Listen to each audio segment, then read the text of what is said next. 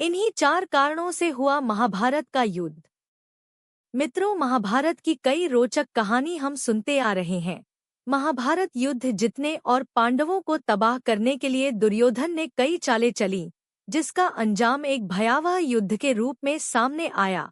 अगर हम कहें, इस युद्ध के पीछे ना द्रौपदी का चीरहरण कारण था और ना ही दुर्योधन का लालच, तो सोचने वाली बात यह होगी कि आखिर इस युद्ध के पीछे असल कारण क्या था। आइए मिलकर जानते हैं महाभारत युद्ध का असली प्रमुख कारण। नमस्कार, एक बार फिर से स्वागत है आपका हमारे चैनल धार्मिक मान्यताएं पर। मित्रों, महाभारत युद्ध की असली कारण से जुड़े कथन के बारे में महाभारत के आदि पर्व और श्रीमद् देवी भागवत महापुराण के दूसरे स्कंद में मिलता है। पौराणिक कथा के अनुसार आज हम आपको उन 4 प्रमुख कारणों के बारे में बताएंगे। आइए मित्रों, जानते हैं इस कथा को। अगर आप चैनल पर नए हैं तो चैनल को सब्सक्राइब करें, लाइक करें, अपने प्रियजनों के साथ शेयर करना ना भूले, कमेंट में राधे राधे जरूर लिखें। प्रत्येक के घर में महाभारत होना चाहिए। महाभारत को पंचम वेद कहा गया है। यह ग्रंथ भारत देश के मन प्राण में बसा हुआ है। यह भारत की राष्ट्रीय गाथा है। अपने आदर्श स्त्री पुरुषों के चरित्रों से भारत के जनजीवन को यह प्रभावित करता रहा है। इसमें सैकड़ों पात्रों, स्थानों, घटनाओं तथा विचित्रताओं व विडंबनाओं का वर्णन है। महाभारत युद्ध के तो कई कारण गिनाए जा सकते हैं, लेकिन भलीभांति विचार करने के बाद यह सिद्ध हुआ कि ये 4 कारण नहीं होते तो महाभारत युद्ध कभी होत ही नहीं। इससे पहले हमने भीष्म की भूलें आपको बताई थी। अब जानिए 4 प्रमुख कारण। पहला कारण, निषादराज की शर्त। राजा शांतनु का विवाह गंगा से हुआ था। गंगा के गर्भ से महाराज शांतनु को 8 पुत्र हुए, जिनमें से 7 को गंगा ने गंगा नदी में ले जाकर बहा दिया। वचन के बंधे होने के कारण शांतनु कुछ नहीं बोल पाए। जब गंगा का 8वां पुत्र हुआ और वह उसे भी नदी में बहाने के लिए ले जाने लगी, तो राजा शांतनु से रहा नहीं गया और उन्होंने इस कार्य को करने से गंगा को रोक दिया। गंगा ने कहा, राजन, आपने अपनी प्रतिज्ञा भंग कर दी है, इसलिए अब मैं आपके पास नहीं रह सकती। इतना कहकर गंगा वहां से अंतर्ध्यान हो गई। महाराजा शांतनु ने अपने उस पुत्र को पाला पोसा और उसका नाम देवव्रत रखा। देवव्रत के किशोरावस्था में होने पर उसे हस्तिनापुर का युवराज घोषित कर दिया। यही देवव्रत आगे चलकर भीष्म कहलाए। अब जब गंगा चली गई तो एक दिन शांतनु यमुना के तट पर घूम रहे थे कि उन्हें नदी में नाव चलाते हुए एक सुंदर कन्या नजर आई। शांतनु उस कन्या पर मुग्ध हो गए। महाराजा ने उसके पास जाकर उससे पूछा, हे देवी, तुम कौन हो? उसने कहा, महाराजा, मेरा नाम सत्यवती है और मैं निषाद कन्या हूँ। महाराज उसके रूपयौवन पर रीझ कर उसके पिता दाशराज के पास पहुंचे और सत्यवती के साथ अपने विवाह का प्रस्ताव किया। इस पर धीवर दाशराज ने कहा, राजन, मुझे अपनी कन्या का विवाह आपके साथ करने में कोई आपत्ति नहीं है, किंतु मैं चाहता हूँ कि मेरी कन्या के गर्भ से उत्पन्न पुत्र को ही आप अपने राज्य का उत्तराधिकारी बनाएं, तो ही यह विवाह संभव हो पाएगा। निषाद के इन वचनों को सुनकर महाराज शांतनु चुपचाप हस्तिनापुर लौट आए और मन ही मन इस दुख से घुटने लगे। महाराज की इस दशा को देखकर देवव्रत को चिंता हुई। जब उन्हें मंत्रियों द्वारा पिता की इस प्रकार की दशा होने का कारण पता चला तो वे निषाद के घर जा पहुंचे और उन्होंने निषाद से कहा, हे निषाद, आप सहर्ष अपनी पुत्री सत्यवती का विवाह मेरे पिता शांतनु के साथ कर दें। मैं आपको वचन देता हूँ कि आपकी पुत्री के गर्भ से जो बालक जन्म लेगा वही राज्य का उत्तराधिकारी होगा। कालांतर में मेरी कोई संतान आपकी पुत्री के संतान का अधिकार छीन न पाए, इस कारण से मैं प्रतिज्ञा करता हूँ कि मैं आजन्म अविवाहित रहूंगा। उनकी इस प्रतिज्ञा को सुनकर निषाद ने हाथ जोड़कर कहा, हे देवव्रत, आपकी यह प्रतिज्ञा अभूतपूर्व है। इतना कहकर निषाद ने तत्काल अपनी पुत्री सत्यवती को देवव्रत तथा उनके मंत्रियों के साथ हस्तिनापुर भेज दिया। दूसरा कारण, पांडु को किंदम ऋषि का शाप। सत्यवती के गर्भ से महाराज शांतनु को चित्रांगद और विचित्रवीर्य नाम के 2 पुत्र हुए।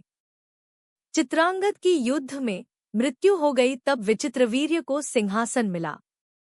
उसकी 2 पत्नियां अंबालिका और अंबिका थीं। लेकिन विचित्रवीर्य को दोनों से कोई संतानें नहीं हुईं और वह भी चल बसा। ऐसे में सत्यवती ने विचित्रवीर्य की विधवा अंबालिका और अंबिका को नियोग प्रथा द्वारा संतान उत्पन्न करने का सोचती है। भीष्म की अनुमति लेकर सत्यवती अपने पुत्र वेदव्यास द्वारा अंबिका और अंबालिका के गर्भ से यथाक्रम धृतराष्ट्र और पांडु नाम के पुत्रों को उत्पन्न करवाती है। सत्यवती के पुत्र वेदव्यास माता की आज्ञा मानकर बोले, माता, आप उन दोनों रानियों से कह दीजिए कि वे मेरे सामने से निर्वस्त्र होकर गुजरें, जिससे कि उनको गर्भधारण होगा। सबसे पहले बड़ी रानी अंबिका और फिर छोटी रानी अंबालिका गई, पर अंबिका ने उनके तेज से डरकर अपने नेत्र बंद कर लिए, जबकि अंबालिका वेदव्यास को देखकर भय से पीली पड़ गई। वेदव्यास लौटकर माता से बोले, माता, अंबिका को बड़ा तेजस्वी पुत्र होगा, किंतु नेत्र बंद करने के दोष के कारण वह अंधा होगा, जबकि अंबालिका के गर्भ से पांडु रोग से ग्रसित पुत्र पैदा होगा। यह जानकर के माता सत्यवती ने बड़ी रानी अंबिका को पुनः वेदव्यास के पास जाने का आदेश दिया। इस बार बड़ी रानी ने स्वयं न जाकर अपनी दासी को वेदव्यास के पास भेज दिया। दासी बिना किसी संकोच के वेदव्यास के सामने से गुजरी। इस बार वेदव्यास ने माता सत्यवती के पास आकर कहा, माते, इस दासी के गर्भ से वेदांत में पारंगत अत्यंत नीतिवान पुत्र उत्पन्न होगा। इतना कहकर वेदव्यास तपस्या करने चले गए। अब सिंहासन के लिए 3 पुत्र थे। पहले धृतराष्ट्र जो अंधे थे, दूसरे पांडु जो रोगग्रस्त थे और तीसरे दासी पुत्र विदुर। विदुर जो सभी तरह से स्वस्थ और ज्ञानी थे। तीनों ही ऋषि वेदव्यास की संतान थी। जब धृतराष्ट्र को गांधारी से कोई पुत्र नहीं हुआ तो यही वेदव्यास फिर से काम आए। हालांकि सिंहासन का ले देकर उत्तराधिकारी पांडु को ही बनाया गया। पांडु को शाप। महाभारत के आदिपर्व के अनुसार एक दिन राजा पांडु आखेट के लिए निकलते हैं। जंगल में दूर से देखने पर उनको एक हिरण दिखाई देता है। वे उसे एक तीर से मार देते हैं। वह हिरण किंदम ऋषि निकलते हैं, जो अपनी पत्नी के साथ मैथुनरत थे। वे ऋषि मरते वक्त पांडु को शाप देते हैं कि तुम भी मेरी तरह मरोगे जब तुम मैथुनरत रहोगे।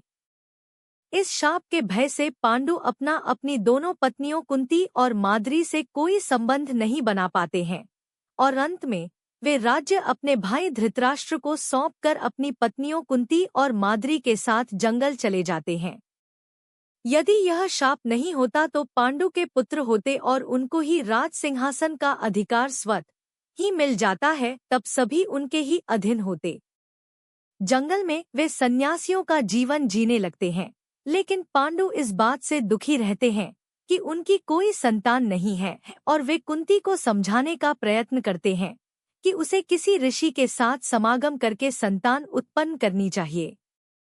लाख समझाने के बाद तब कुंती मंत्र शक्ति के बल पर एक एक कर 3 देवताओं का आह्वान कर 3 पुत्रों को जन्म देती है।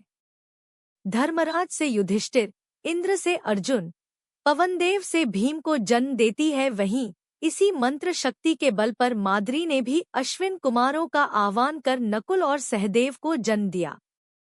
इसका मतलब यह कि पांडु पुत्र असल में पांडु पुत्र नहीं थे। उसी तरह कुंती अपनी कुंवारी अवस्था में सूर्यदेव का आह्वान कर कर्ण को जन्म देती है। इस तरह कुंती के 4 और माद्री के 2 पुत्र मिलाकर कुल 6 पुत्र होते हैं। एक दिन वर्षा ऋतु का समय था और पांडु और माद्री वन में विहार कर रहे थे।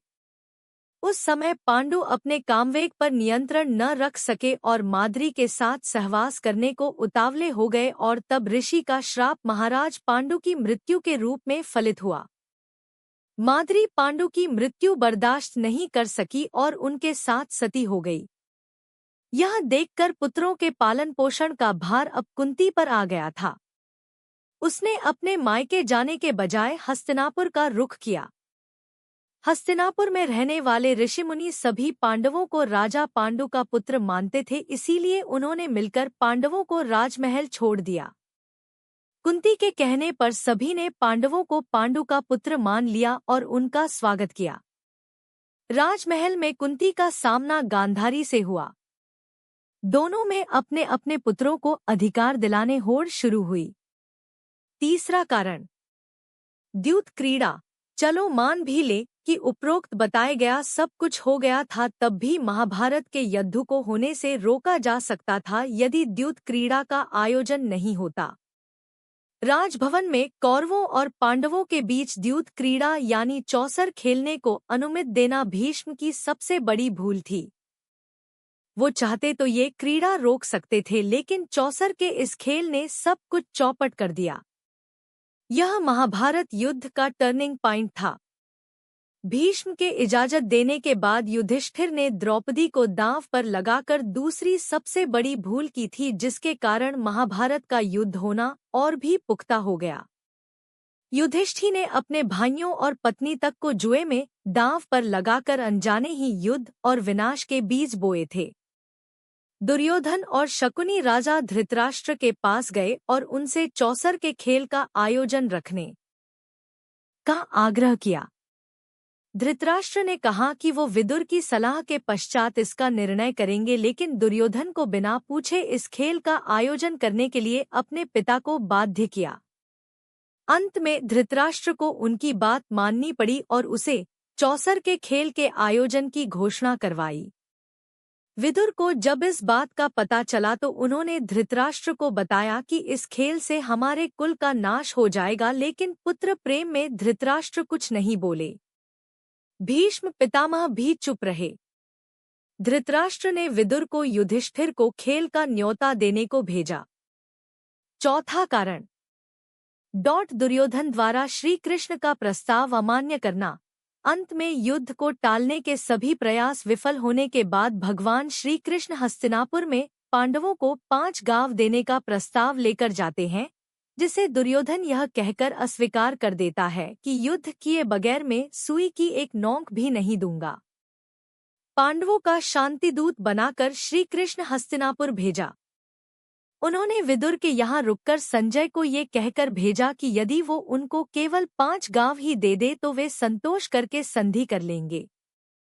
उधर दुर्योधन ने अपने पिता को संधि प्रस्ताव स्वीकार करने से रोकते हुए कहा, पिताश्री आप पांडवों की चाल समझे नहीं। वो हमारी विशाल सेना से डर गए हैं, इसलिए केवल 5 गांव मांग रहे हैं। अब हम युद्ध से पीछे नहीं हटेंगे। धृतराष्ट्र ने समझाया, पुत्र यदि केवल 5 गांव देने से युद्ध टलता है तो इससे बेहतर क्या हो सकता है, इसलिए अपनी हट छोड़कर पांडवों से संधि कर लो ताकि ये विनाश टल जाए। दुर्योधन अब गुस्से में आकर बोला, पिताश्री मैं एक तिनके की भी भूमि उन पांडवों को नहीं दूंगा और अब फैसला केवल रणभूमि में ही होगा। आशा करते हैं इन 4 कारणों आपको इस कथा के माध्यम से पता चल ही गया होगा। पौराणिक कथा आपको पसंद आई हो तो कमेंट में जरूर बताइएगा। धन्यवाद। राधे राधे।